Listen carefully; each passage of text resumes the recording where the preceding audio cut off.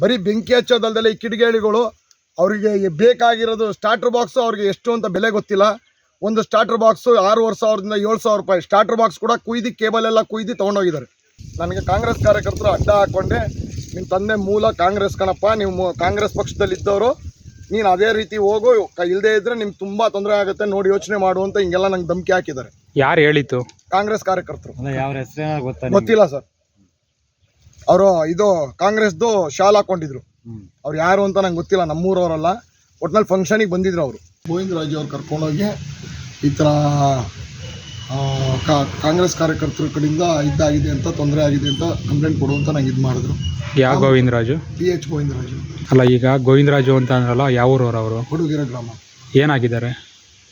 JDS ಕಾರ್ಯಕರ್ತರಾಗಿದ್ದಾರೆ.